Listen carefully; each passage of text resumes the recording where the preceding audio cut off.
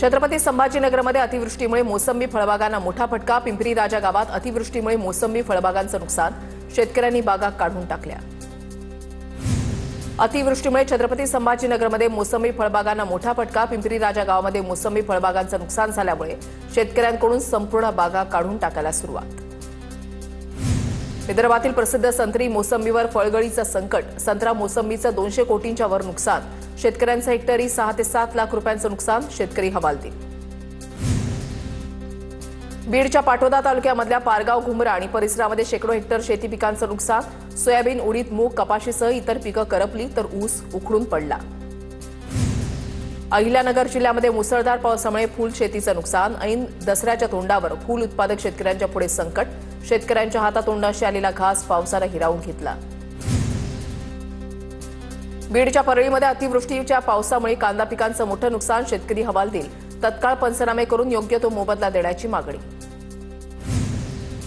कर्जमाफीसह ओला दुष्काळ जाहीर करण्याच्या मागणीसाठी शिवसेना ठाकरे पक्षाचं आंदोलन, साताऱ्याच्या तहसील कार्यालयाच्या समोर कांदाफेक आंदोलन। यावेळेला ठाकरे पक्षाच्या पदाधिकाऱ्यांकडून जिल्हाधिकाऱ्यांचं निवेदन देण्यात आलं। धाराशिव जिल्हाधिकारी कार्यालयामध्ये शेतकऱ्यांचा राडा, जिल्हाधिकारी कीर्ती पुजार यांच्या विरोधात प्रतिकात्मक खुर्चीचं पूजन करून आंदोलन, कारवाईवरून पोलिसांसोबत बाचाबाची। ओला दुष्काळ जाहीर करण्याच्या मागणीसाठी परभणीमध्ये शेतकऱ्यांचा जिल्हाधिकारी कार्यालयावर मोर्चा, सरसकट ओला दुष्काळ जाहीर करून कर्जमाफी करावी, तसंच हेक्टरी 50,000 रुपयांचं अनुदान जाहीर करावं, शेतकऱ्यांची मागणी। अतिवृष्टीमुळे झालेल्या नुकसानीच्या विरोधात खंडेश्वरमध्ये काँग्रेस आक्रमक, काँग्रेसचा नांदगाव तहसील कार्यालयावर धडक मोर्चा, आंदोलकांकडून सोयाबीनची अंत्ययात्रा काढत ओला दुष्काळ जाहीर करण्याची मागणी। मंत्री उदय सामंतांनी जालन्यामध्ये सुरू असलेल्या धनगर समाजाच्या उपोषणस्थळी भेट दिली। दीपक बोराडे यांच्या आमरण उपोषणाचा आज 10वा दिवस। यावेळेला सामंतांनी उपोषणकर्ते दीपक बोराडेंशी धनगर आरक्षणासंदर्भात चर्चा केली। हैदराबादच्या गॅझेटियरच्या आधारे बंजारा, धनगर, कैकाडी जातींना एसटी प्रवर्गामध्ये घेण्यास तीव्र विरोध, आदिवासी आरक्षणामध्ये घुसखोरीच्या निषेधार्थ येवल्यामध्ये मोर्चा, आदिवासी बांधवांची येवला तहसील कार्यालयावर धडक। नांदेडच्या हदगावमध्ये आदिवासी समाजाचा आरक्षण बचाव मोर्चा, इतरांना एसटी प्रवर्गातून आरक्षण न देण्याची मागणी, मोर्चामध्ये मोठ्या संख्येनं आदिवासी समाजाचा सहभाग।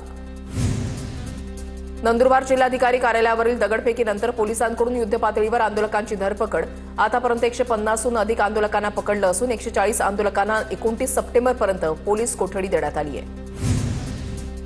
आदिवासी समाज बांधवांनी तहसील कार्यालयाच्या गेटला बांधले खेकडे, एसटी आरक्षणाचा धक्का न लावण्याची मागणी, आरक्षणाला धक्का लावल्यास मुंबई जाम करू, हदगाव इथल्या मोर्चातून आदिवासी बांधवांचा एल्गार। परभणीमध्ये सकल धनगर समाजाचं 1 दिवसीय धरणं आंदोलन, जालन्यामधील धनगर समाजाच्या उपोषणाला 10 दिवस उलटूनही सरकार दखल घेत नसल्यानं आंदोलक आक्रमक, आंदोलनाला मोठ्या संख्येनं धनगर बांधव उपस्थित। पंढरपुरात महर्षी वाल्मिक संघाचं आंदोलन, रस्त्यातील खड्ड्यामध्ये लाकडी होड्या सोडत आंदोलन, रस्त्यांची तातडीनं दुरुस्ती करण्याची मागणी। राहता इथे कांदा लिलावाचं उद्घाटन तर जलसंपदा विभागाच्या विश्रामगृहाचं भूमिपूजन, अतिवृष्टीच्या पार्श्वभूमीवर मंत्री राधाकृष्ण विखे पाटील यांनी सत्कार घेण्यास दिला नकार। पूरग्रस्त भागातील पशुधन वाचवण्यासाठी भाजप किसान मोर्चाकडून चारा आणि कडबा कुट्टीची मदत, मंत्री चंद्रकांत पाटील यांच्या उपस्थितीमध्ये पहिला ट्रक रवाना, सोलापूर आणि धाराशिव जिल्ह्यामधल्या पूरग्रस्तांना मदत करणार। कडा शहर पाण्याखाली गेल्यानं कडा शहराचं प्रचंड नुकसान, पवारांच्या राष्ट्रवादीचे नेते जयंत पाटील यांच्याकडून पाहणी, खासदार बजरंग सोनाणे, मेहबूब शेख, सुनील नाथ यांची उपस्थिती। मंत्री दादा भुसे मालेगाव तालुक्यामध्ये शेतकऱ्यांच्या बांधावर, माळमाथा भागातील करंजगव्हाण, आस्थानेमधील नुकसानग्रस्त शेती पिकांची पाहणी, प्रशासकीय यंत्रणांना दिल्या तातडीनं पंचनामे करण्याच्या सूचना।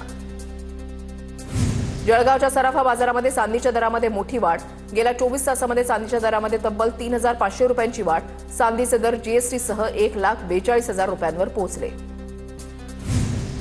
जळगावच्या यावल तालुक्यामधल्या निंबादेवी धरण ओव्हरफ्लो, निंबादेवी धरणामुळे परिसरातील गावांचा आणि सिंचनाचाही प्रश्न सुटला। रत्नागिरीमधल्या मीरा समुद्रकिनारी मृतदेह माशाचे अवशेष आढळले, अत्यंत मोठ्या आकाराच्या मृतदेह माशाचे अवशेष किनाऱ्यावर आल्यानं नागरिकांची पाहण्यासाठी गर्दी। कोल्हापुरात इचलकरंजी शहरामध्ये शारदीय नवरात्रोत्सवाचा उत्साह, नवरात्रोत्सवाच्या निमित्तानं महादेवांना प्रसन्न करण्यासाठी तपश्चर्या रूपामध्ये रेणुका देवीची पूजा, देवीचे हे रूप पाहण्यासाठी भाविकांची मोठी गर्दी। शारदीय नवरात्र उत्सवाच्या निमित्तानं कोल्हापुरातील अंबाबाई मंदिरामध्ये गर्दी, सकाळी 10 वाजेपर्यंत 2 लाख भाविकांनी अंबाबाईचं दर्शन घेतलं। नवरात्रोत्सवातील साताऱ्याच्या पांडे गावातील 350 वर्ष जुनी परंपरा आजही कायम। गावातील प्रत्येकी एका घरातील एक तरी व्यक्ती 9 दिवस कालभैरवनाथाच्या मंदिर परिसरामध्ये उभे राहून उपवास करतो। नवस पूर्ण व्हावा म्हणून 9 रात्र 9 दिवस उभे राहून हा उपवास केला जातो। पुण्याच्या खेडमधील लासे गावात रेणुका देवी मंदिरामध्ये नवरात्रीच्या निमित्तानं विविध कार्यक्रमांचं आयोजन। दर्शनासाठी भाविकांची मोठी गर्दी। भंडाऱ्याच्या लाखणीमध्ये चित्रकार भैरवी निर्वाणनं आंब्याच्या पानावर देवीचं चित्र रेखाटलं। भैरवीचं सर्वत्र कौतुक। देवीचं चित्र नागरिकांचं लक्ष वेधून घेत आहे। वर्ध्यामध्ये स्वस्थ नारी सशक्त परिवार अभियानांतर्गत आरोग्याची वारी उपक्रम। महिलांची आरोग्य तपासणी करत मार्गदर्शन। वर्ध्याच्या आष्टी तालुक्यामध्ये सेवा पंधरवड्याचा आमदार दादाराव केसेंच्या हस्ते शुभारंभ। तहसीलदार आणि विविध विभागाच्या अधिकाऱ्यांची उपस्थिती। ताडोबातील वाघ बघण्यासाठीच्या सफारीसाठी 1000 रुपये जास्तीचे मोजावे लागणार। वाढीव दर 1 ऑक्टोबरपासून लागू होणार। रत्नागिरीच्या कृषी उत्पन्न बाजार समितीच्या सभापतीपदी भाजपचे संदीप सुर्वेंची बिनविरोध निवड। 2028 पर्यंत संदीप सुर्वे बाजार समितीचा कारभार पाहणार। नाशिकच्या इगतपुरीमध्ये डम्पिंग ग्राउंडचा प्रश्न पेटला। वारंवार निवेदन देऊनही डम्पिंग ग्राउंड हलवलं नसल्यानं स्थानिकांनी घंटागाड्या रस्त्यातच अडवल्या। डम्पिंग ग्राउंड हलवलं नाही तर आंदोलनासह उपोषण करू, नागरिकांचा इशारा। धाराशिव जिल्हाधिकारी कार्यालयामध्ये शेतकरी संघटनेचे कार्यकर्ते आणि पोलिसात तुफान राडा। प्रतिकात्मक खुर्चीचं पूजन करून आंदोलन करणाऱ्या कार्यकर्ते आणि पोलिसात वाद। पोलीस अधीक्षकांकडे कार्यकर्ते तक्रार करणार। धाराशिवमध्ये जिल्हाधिकारी कीर्ती किरण पुजार यांच्या विरोधात शेतकऱ्यांचं आंदोलन। आंदोलनादरम्यान शेतकरी आणि पोलिसांमध्ये शाब्दिक वाद। शेतकरी जिल्हाधिकाऱ्यांच्या डान्स विरोधात खुर्चीचं पूजन करून आंदोलन करणार होते। बीडमध्ये पत्रकाराच्या मुलाच्या हत्येप्रकरणी संतप्त नागरिकांचा रास्ता रोको। आरोपी सूरज काटेला अटक तर आरोपींच्या अटकेसाठी नागरिक आक्रमक। संतप्त नागरिकांनी काही काळ रस्ता अडवला। अमरावतीच्या बडनेरामधील पेट्रोल पंप व्यावसायिकाच्या हत्येचं प्रकरण। मालमत्तेच्या वादातून चुलत भावानंच हत्येची 10 लाखामध्ये सुपारी दिली। मिलिंद लाड या पेट्रोल पंप व्यावसायिकाची 2 दिवसांपूर्वी हत्या। गोंदियाच्या आमगावमधील व्यापाऱ्याची कमी दरामध्ये तांदूळ देण्याचा आमिष देऊन 1 कोटी रुपयांची फसवणूक। पैसे दुप्पट करण्याच्या नावाखाली फसवणूक झाल्याचा प्रकार। मध्य प्रदेशमधल्या 3 आरोपींना गोंदिया पोलिसांकडून अटक। रत्नागिरीच्या लांजामधील कुर्णेमध्ये राखीव जंगलातून सागाची चोरी। कुंभवडेमधील 7 जणांना वन विभागानं ताब्यात घेतलं। 28 लाखांचा मुद्देमाल जप्त। लातूरमधील मांजरा नदीच्या पुरामध्ये झाडावर अडकलेल्या वानरांना फळं पाठवली। वानरे झाडावर 3 दिवसांपासून अडकलेली आहेत। आपत्ती व्यवस्थापन पथकाच्या माध्यमातून फळं पोहोचवण्यात आली। अमरावतीमध्ये शिवसेना ठाकरे पक्षाच्या जिल्हा प्रमुखासह 25 कार्यकर्त्यांच्या विरोधात गुन्हे दाखल। 2 दिवसांपूर्वी कार्यकर्त्यांनी शेतकऱ्यांच्या विविध मागणीसाठी जिल्हा अधीक्षक कृषी कार्यालयामध्ये केलं होतं आंदोलन। त्याविरोधात गुन्हे दाखल केल्याची माहिती।